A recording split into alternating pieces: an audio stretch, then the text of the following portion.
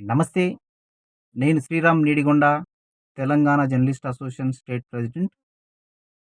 మిత్రులారా, ఇవాళ తెలంగాణ రాష్ట్రంలో ఉన్నటువంటి పోలీస్ వ్యవస్థ పూర్తిగా విఫలమైందని చెప్పేసి, పోలీస్ స్టేషన్‌లు సివిల్ దందాలు, సెటిల్మెంట్‌లు చేసుకోవడానికే పరిమితమయ్యాయని చెప్పేసి, ఇవాళ అత్యున్నతమైనటువంటి న్యాయస్థానం హైకోర్టు ధర్మాసనం ఇయాల అనడం అంటే, ఈ పోలీస్ వ్యవస్థ ఎంత దుర్మార్గంగా తయారైందో, ఎంత ఘోరమైన పరిస్థితిలో ఉందో మీరొకసారి ఆలోచన చేయాల్సిన అవసరం ఉంది.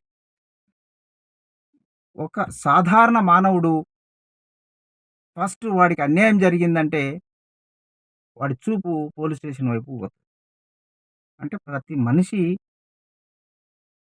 రక్షక భటులు. అంటే పోలీసులు మనకు రక్షణ కల్పిస్తారు. మనకు న్యాయం చేస్తారని చెప్పేసి పోలీస్ స్టేషన్‌ల వైపు చూస్తా ఉంటాం. పోలీస్ స్టేషన్‌లకు పోతాం. అయితే ఇయాల తెలంగాణ పోలీసులు ఎట్లా తయారయ్యిండ్రంటే, కూర్చోబెట్టి సెటిల్మెంట్ చేసే దందాలుగా పోలీస్ స్టేషన్‌లు ఏర్పాటు ఏర్పడ్డాయి.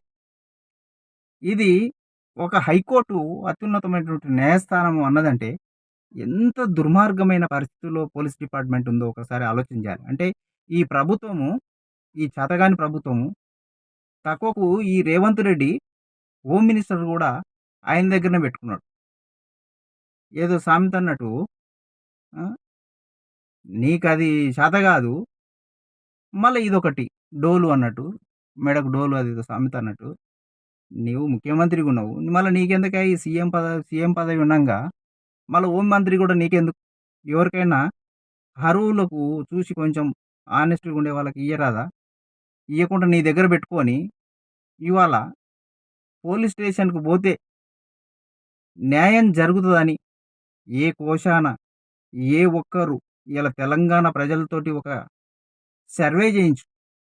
పోలీస్ స్టేషన్‌కి పోతే నాకు న్యాయం జరుగుతదని ఎవ్వరనే పరిస్థితి లేదు. తెలంగాణలో న్యాయము గురువింద నీతే.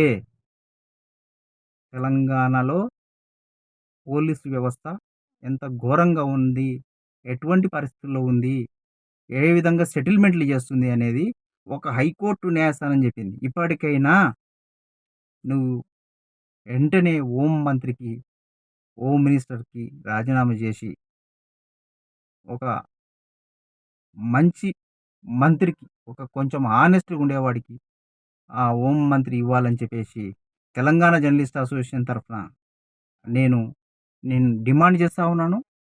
At the same time